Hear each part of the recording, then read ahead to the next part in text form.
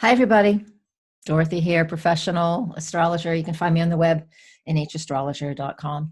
Today, I'm going to talk about the week of May 4th, and that includes the full moon in Scorpio.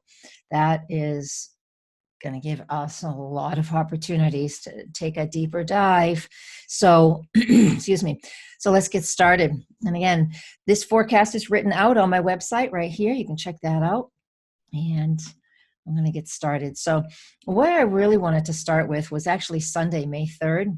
I don't typically do that, but I didn't speak of it very much last week. And as we're coming to the full moon, it's just important to address this. And that is Venus in Gemini squaring Neptune in Pisces. So what that means is Venus is what we love, what we value, what's important to us. And the sign of Gemini is that information highway, gathering all kinds of information that we really want, that we need, and that's important to us. Venus is going to retrograde in another week. And so this aspect is going to happen 3 times, but this is the first time we have it.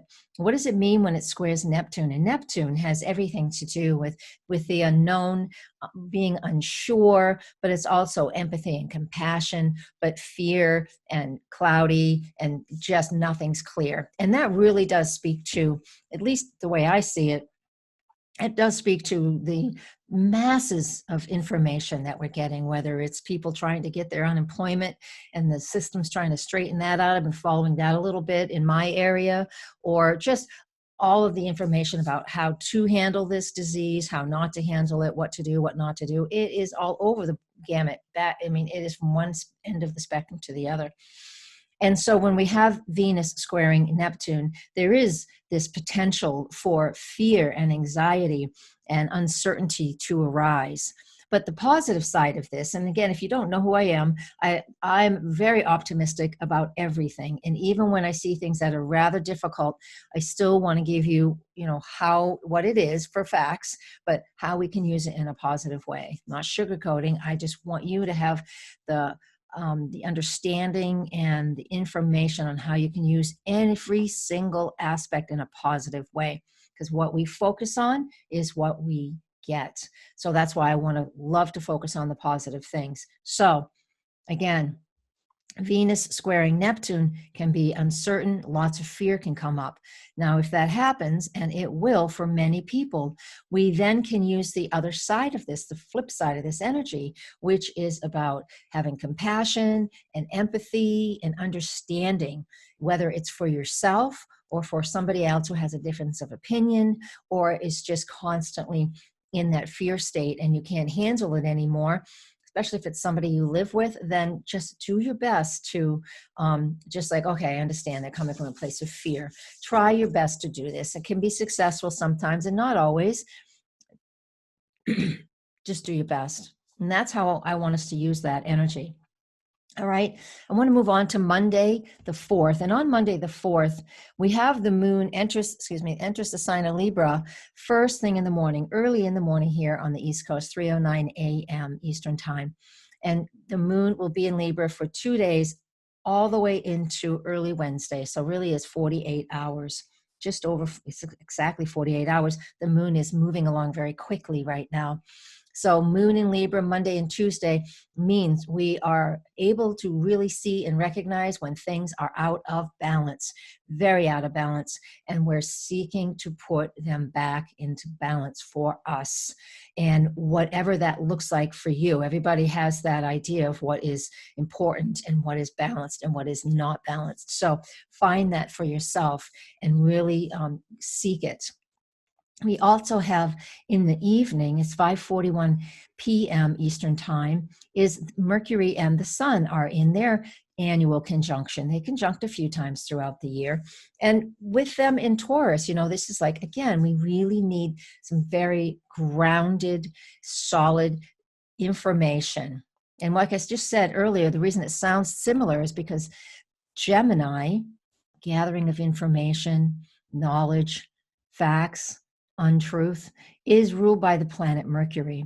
So when Mercury is connecting to the sun, it's highlighting also Gemini energy. So this gives us another facet of what these days are like. Too much information, unknown, fear, compassion, empathy, and then Mercury Sun in Taurus. Wow, I need some grounded information. I really need to find the things that are just, I'm sure of. Find the things you're sure of. That's how we're going to use this mental energy, this grounded mental energy on Monday, okay? And that is due to Mercury coming together to the same place that the sun is out there in the sky. All right. And move on. I'll take a little sip of my iced coffee. It's 2 p.m. right now. And it's cold outside in New England, and it's rainy, and we have one nice day and then 4 days of rain, and it's April. It's what April's like in New Hampshire. All right. I digress, but that's, hey, you guys know me. So this chart isn't the moment that the moon enters Scorpio. This is actually the full moon event right here. But I want you to focus and pay attention. Wednesday, the 6th, the moon enters the sign of Scorpio. Again, 3 a.m, so just after midnight on the West Coast. When the moon is in the sign of Scorpio, now listen to this bit here, because this is the full moon in Scorpio as well.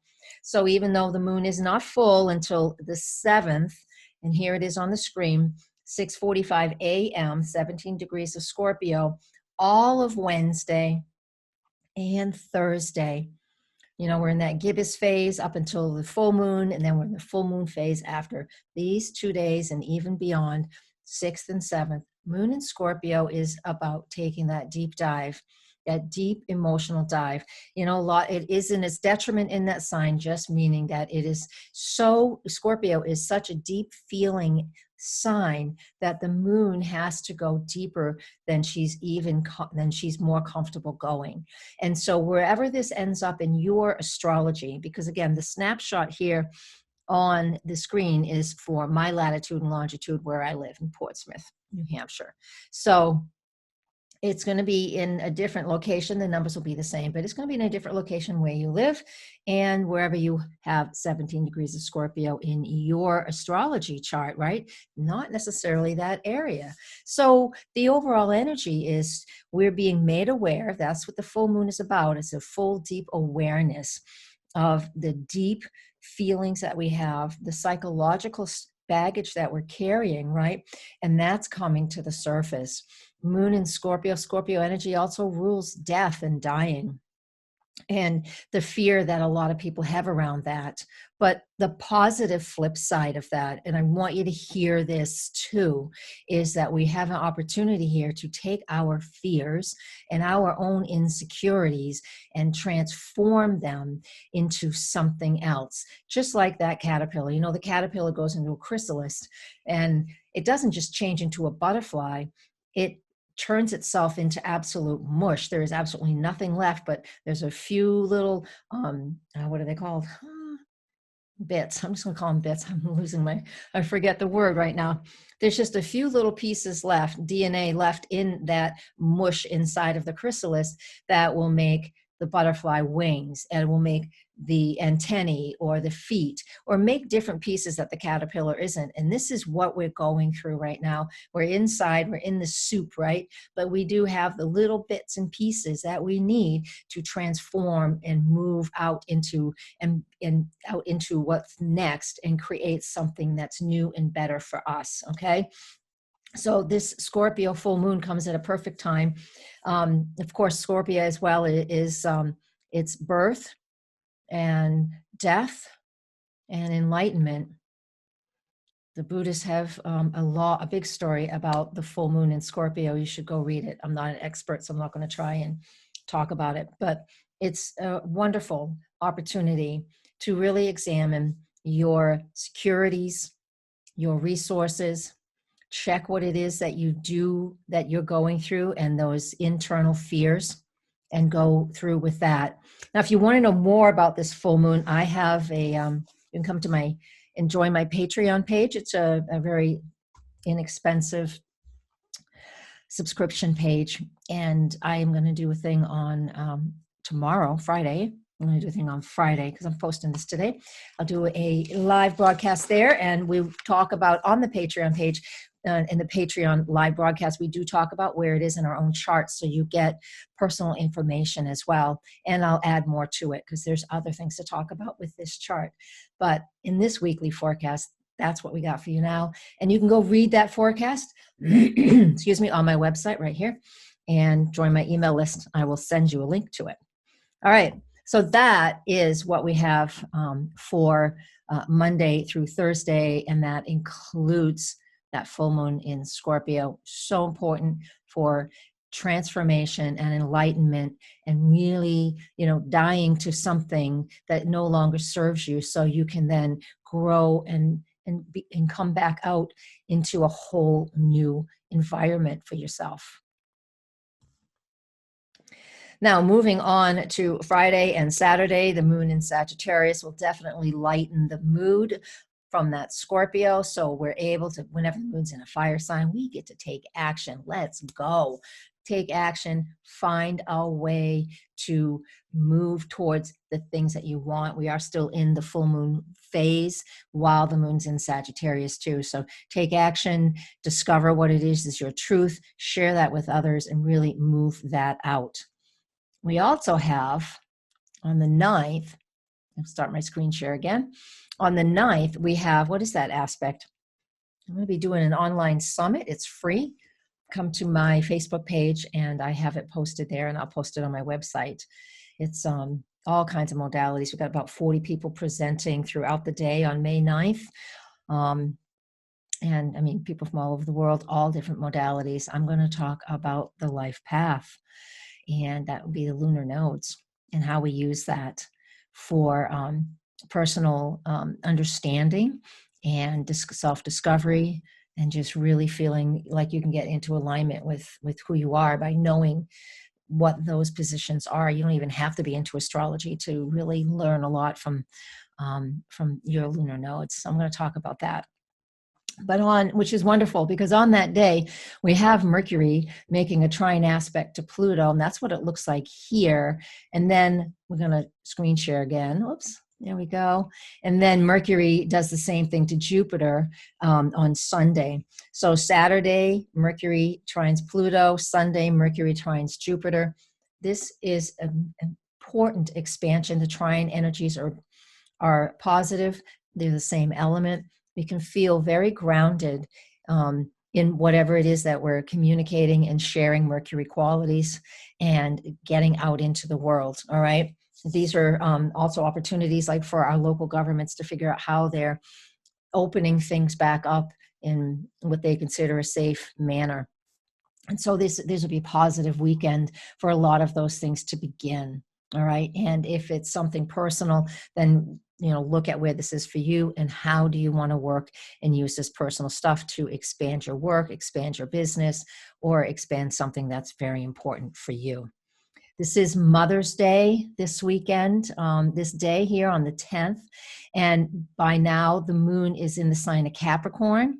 And Sunday, the 10th, being Mother's Day, Saturn retrograde, Saturn stationary right now. You can see that. I'll talk about that next week. But it's Mother's Day, and it's going to be difficult for a lot of people to do traditional things, which is like going out to dinner. Those places were always jam-packed on Mother's Day. So this is an opportunity to start a new tradition. All right, moon in Capricorn. Figure out what that means to you, and work with it, because we have to work with what's going on right now. And because it's not going to go back to the same, but we're going to go back to similar things, because we feel secure in those similar things, and that's what we're going to do. All right, so I'm going to stop my screen share because I am all done, and I think I'll leave you with that. And please come visit me here. And this is my profession, so if you would like some personal private help with things, you know how to reach me, right? nhastrologer.com. Thank you very much, guys. And if you're on YouTube, please give this a boost by commenting and sharing with your friends. Blessings, blessings, blessings. Namaste. Now I have to figure out how to end. Thanks again, guys.